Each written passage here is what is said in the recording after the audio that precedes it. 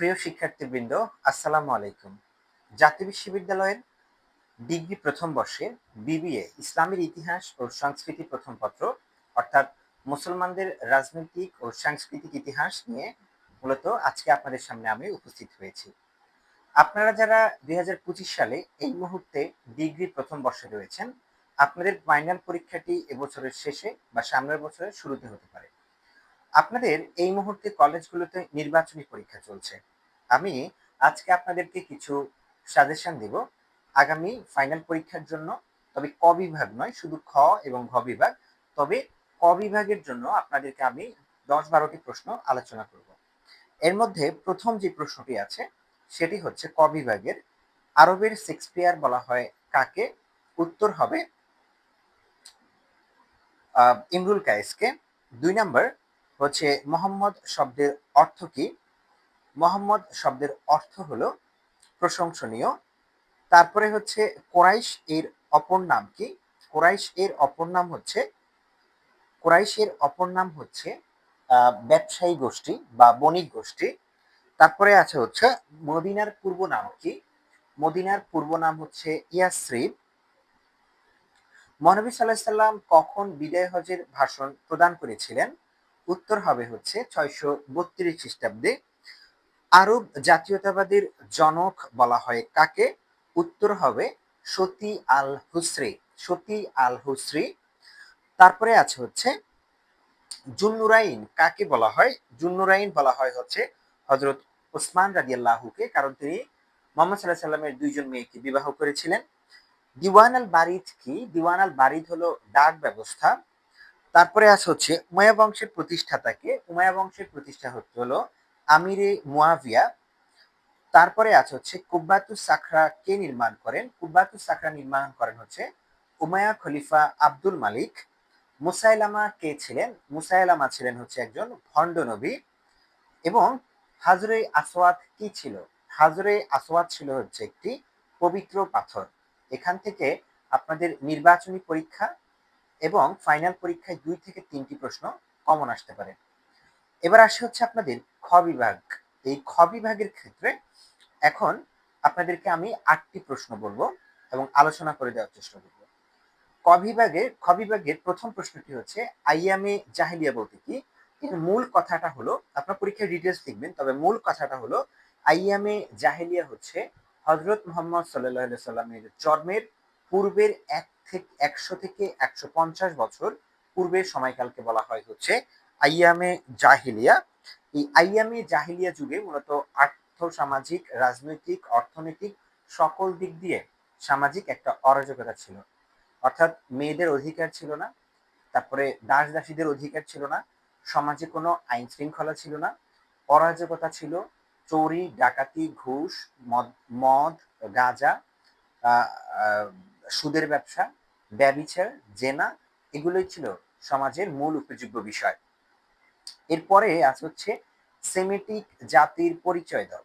এই সেমিটিক জাতির পরিচয় মূলত হচ্ছে সেমিটিক কারা? সেমিটিক হচ্ছে হযরত নূহ আলাইহিস সালামের বংশধর ছিলেন, যার নাম হচ্ছে মূলত সাম। এই সামের নামানুসারে নামকরণ করা হয় হচ্ছে সেমিটিক জাতি। অর্থাৎ এই সেমিটিক জাতি যেটা রয়েছে, নূহ আলাইহিস সালামের বংশধর সামের নাম অনুসারে যে বংশটা, সেটা হচ্ছে সেমিটিক জাতি। আর এটাকে ডিটেলস আপনার পরীক্ষায় লিখবেন। তারপরে আছে হচ্ছে হিলফুল ফুজুলের তাৎপর্য লিখো। 591 খ্রিস্টাব্দে হযরত মুহাম্মদ সাল্লাল্লাহু আলাইহি ওয়াসাল্লাম যখন শৈশবে ছিলেন, তিনি তখন দেখলেন কিশোর বয়সে যে আরবে নানা ধরনের অরাজকতা রয়েছে, সমাজে নানা ধরনের অশান্তি বিশৃঙ্খলা রয়েছে। এই অশান্তি, অরাজকতা এবং বিশৃঙ্খলা থেকে মুক্তির জন্য তিনি মূলত তৎকালীন সময়ের তরুণ যুবকদেরকে নিয়ে একটি সংঘ তৈরি করেন, যেটাকে বলে হচ্ছে শান্তি সংঘ। আরবিতে বলা হয় হচ্ছে হিলফুল ফুজুল। এই হিলফুল ফুজুল সমাজে শান্তি প্রতিষ্ঠা করেছিল, মূলত শান্তির বাণী দিয়েছিল। তারপরে হচ্ছে সামাজিক অসঙ্গতি দূর করেছিল, তরুণদের মধ্যে থেকে জেনা, ঘুষ, ব্যভিচার, এই যে খারাপ যে জিনিসগুলো, এগুলোকে থেকে দূরে রাখার চেষ্টা করেছিল। এই জন্য এই হচ্ছে হিলফুল ফুজুলের গুরুত্ব আপনারা পয়েন্ট করে লিখবেন। তারপরে আছে হচ্ছে উকাজ মেলা কি? অর্থাৎ এই উকাজ মেলাটা হচ্ছে মূলত প্রাক ইসলামী আরবে, ইসলাম পূর্ব আরবে তখন হচ্ছে একটা মেলা হতো। এই মেলার একজন বিখ্যাত কবি ছিলেন হচ্ছে ইমরুল কায়েস।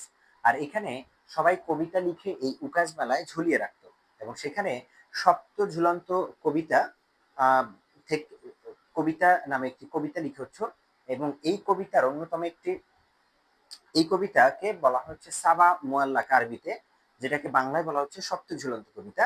এই কবিতা নির্বাচিত করা হতো এবং ইমরুল কাইসি এই উকাজ মেলার শ্রেষ্ঠ কবি নির্বাচিত হতেন এবং তার কবিতার মূল বিষয়বস্তু ছিল হচ্ছে যৌনতা, ব্যভিচার। তারপর হচ্ছে মক্কা বিজয়ের ফলাফল আলোচনা করো। হজরত মোহাম্মদ সাল্লাহ সাল্লাম 630 খ্রিস্টাব্দে যখন হচ্ছে মক্কা বিজয় করতে যাচ্ছেন, এই সময়কালে তিনি মক্কা বিজয় করতে গেলে আবু সুফিয়ানের নেতৃত্বে বিশাল একটি বহর এই হজরত মোহাম্মদ সাল্লামের বিশাল বাহিনী দেখে মূলত ভয়ে তারা হচ্ছে আত্মসমর্পণ করেছিল এবং এটাকে বলা হয় হচ্ছে রক্তপাতহীন বিজয়। এবং এই মক্কা বিজয়ের ফলে মূলত মুসলমানদের রাজনৈতিক, সামাজিক, অর্থনৈতিক, রাষ্ট্রীয় এই সকল বিষয়, আত্মমর্যাদা, সকল বিষয়ের ক্ষেত্রে তাদের গুরুত্ব বা অধিকার প্রতিষ্ঠিত হয়েছিল। এগুলো আপনার পয়েন্ট করে লিখতে হবে। তারপর আছে হচ্ছে বিদায় হজের ভাষণের গুরুত্ব লিখো। হজরত মোহাম্মদ সাল্লাহ সাল্লাম যে বিদায় হজের ভাষণ দিয়েছেন, সেখানে নারীদের অধিকার, দাস দাসীদের অধিকার, আমাদের প্রতিবেশীর প্রতি অধিকার, তারপর হচ্ছে স্বামী স্ত্রীর প্রতি অধিকার, স্ত্রীর স্বামীর প্রতি অধিকার, কোরআন হাদিসের গুরুত্ব এবং ইজমা কিয়াস সহ অন্যান্য যে ইসলামিক নিয়ম কানুনের উৎস রয়েছে সেগুলো সম্পর্কে তিনি একটা দিক নির্দেশনা দিয়েছেন। এবং একজন শ্রমিকের প্রতি মুসলিমের দায়িত্ব কেমন হবে, ইসলামী রাষ্ট্র পরিচালনার ক্ষেত্রে কেমন দায়িত্ব হবে, সবকিছু সম্পর্কে তিনি তার বিদায় হজের ভাষণে দিক নির্দেশনা দিয়েছিলেন। তারপরে হচ্ছে খোলাফায়ে রাশিদুনের পরিচয় দাও। মূলত হজরত মোহাম্মদ সাল্লামের মৃত্যুর পর আরবের খেলাফতে ক্ষমতায় অধিষ্ঠিত হয়েছিল খলিফারা। এই খলিফাদের মধ্যে প্রথম খলিফা ছিলেন হজরত ওমর রাদিয়াল্লাহু, দ্বিতীয় খলিফা ছিলেন হজরত ওমর রাদিয়াল্লাহু, তৃতীয় ছিলেন হজরত ওসমান রাদিয়াল্লাহু, চতুর্থ হজরত আলী রাদিয়াল্লাহু। এই হজরত আলী পর্যন্ত এই চারজন খলিফার যে শাসন রয়েছে এটাকেই বলা হয় খোলাফায়ে রাশিদুনের শাসন। অর্থাৎ সহজ কথায় খোলাফায়ে রাশিদুন বলতে বোঝায় হচ্ছে ইসলামের সত্য ও ন্যায়, সত্য ও ন্যায় এর প্রতিনিধি, যে ন্যায়ের শাসকদের শাসনকে বলা হয় হচ্ছে খোলাফায়ে রাশিদুন। সত্য ও ন্যায়পথগামী খলিফাদের শাসনকে বলা হয় খোলাফায়ে রাশিদুন বা খলিফাদের শাসন। এবার আমরা আসি হচ্ছে খারিজিদের মতবাদগুলো সম্পর্কে আলোচনা করব। এই খারিজি কারা? খারিজিরা হচ্ছে 659 খ্রিস্টাব্দে দুমাতুল জান্দাল, সিপ্রিনের যুদ্ধ, উষ্ঠের যুদ্ধ, এইসব যুদ্ধের পরে পরে দুমাতুল জান্দালে যে সালিশি হয়েছিল, সেই সালিশিতে মুসা বিন আশারির দুর্বলতায় সেখানে মূলত মুসলমান বা হচ্ছে আলী পরাজিত হয়েছিল। আর আলীর পরাজয় বা এই সিদ্ধান্তের ফলে একটা অংশ আলীকে ত্যাগ করেছিল। এই যে আলীকে ত্যাগকারী যে অংশটি রয়েছে, এই অংশটাই হচ্ছে দল ত্যাগকারী অংশ বা স্বধর্ম আহ, দল থেকে যারা ত্যাগ করেছে এদেরকে বলা হচ্ছে খারিজি। এদের কিছু মতবাদ রয়েছে, এই মতবাদগুলো আপনার দেখে যেতে হবে এবং এরা কিসে বিশ্বাসী, ইসলামের মূল যে আকীদা রয়েছে তার সাথে এদের কতটুকু সাংঘর্ষিক, সে বিষয়গুলো আপনাদেরকে জানতে হবে। এবার আমরা যাচ্ছি হচ্ছে গ বিভাগ, যেটা হচ্ছে রচনামূলক প্রশ্ন। এই রচনামূলক প্রশ্নের এই কোর্সটিতে বা এই বিষয়ে ইসলামের ইতিহাস শেষ, রাজনৈতিক ও সাংস্কৃতিক ইতিহাসে প্রথম প্রশ্নটি হচ্ছে প্রাক ইসলামী আরবের ভৌগোলিক অবস্থান ও বৈশিষ্ট্য আলোচনা করো। এই প্রাক ইসলামী আরবের ভৌগোলিক অবস্থান, বৈশিষ্ট্য কেমন ছিল, আরবের অবস্থান কেমন ছিল, আরবের ভূপ্রাকৃতি কেমন ছিল, এখানকার মূল পশু পাখি কি ছিল, উৎপাদিত পণ্য কেমন ছিল, কি ছিল, এই বিষয়গুলো হচ্ছে এখানে আলোচনায় আসবে। তারপরে 2 নম্বরে হচ্ছে মহানবী সাল্লাল্লাহু আলাইহি সাল্লামের মদিনা হিজরতের কারণ ও গুরুত্ব আলোচনা করো।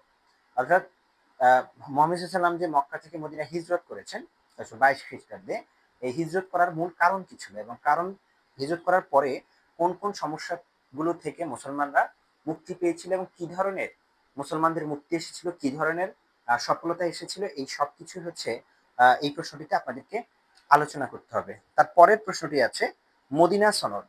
এই মদিনা সনদের প্রধান প্রধান যে ধারাগুলো ছিল, এই প্রধান ধারাগুলো হচ্ছে আলোচনা করো এবং ইসলামী রাষ্ট্র গঠনে এগুলোর গুরুত্ব নিরূপণ করা।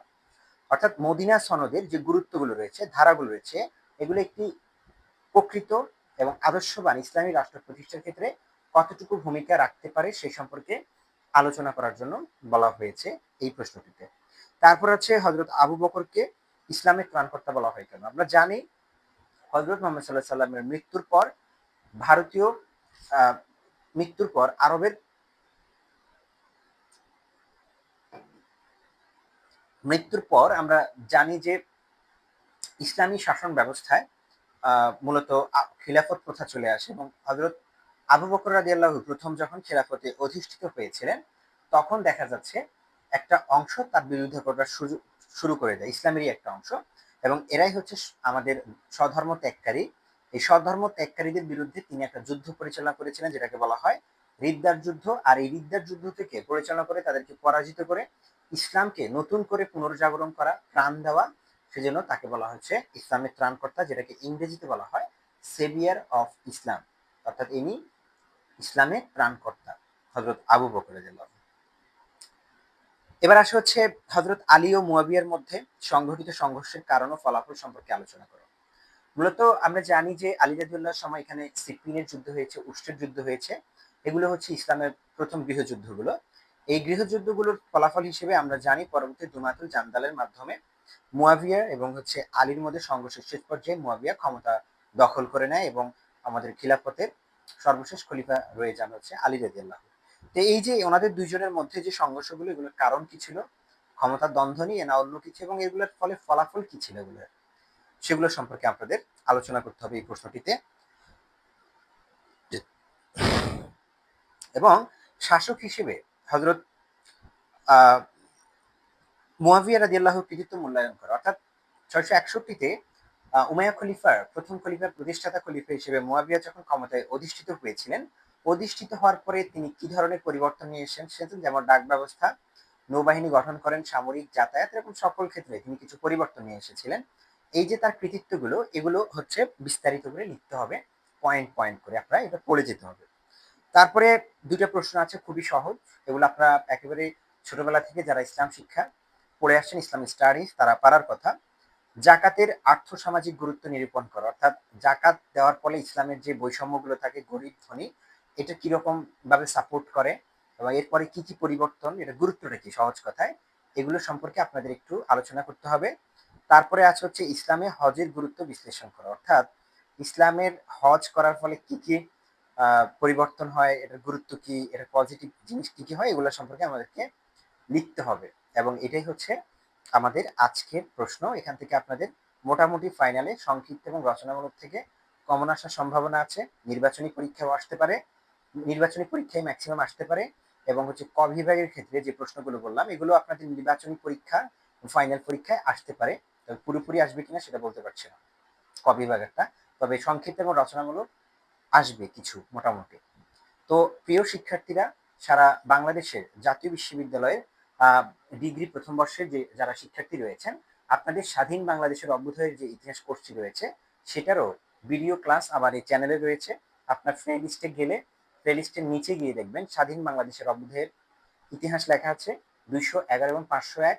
ওই প্লে লিস্টের ভিতরে ঢুকলে আপনারা সবগুলো ক্লাসের ভিডিও পেয়ে যাবেন স্বাধীন বাংলাদেশ পরীক্ষার প্রস্তুতি গ্রহণের জন্য এবং প্রাথমিক ধারণা গ্রহণের জন্য। তো প্রিয় শিক্ষার্থীরা, আপনারা এর কাছে অনুরোধ হলো ভিডিওটি যদি ভালো লাগে এবং যারা ডিগ্রি পরীক্ষার্থী রয়েছে এই 2025 সালে ভিডিওটি হচ্ছে তাদের কাছে শেয়ার করে দিবেন, অবশ্যই একটি লাইক দিবেন, একটি কমেন্ট করবেন, এবং চ্যানেলটি যদি সাবস্ক্রাইব করা না থাকে তাহলে অবশ্যই সাবস্ক্রাইব করে দিবেন। ধন্যবাদ সবাইকে, আসসালামু আলাইকুম, ভালো থাকবেন, আল্লাহ হাফেজ।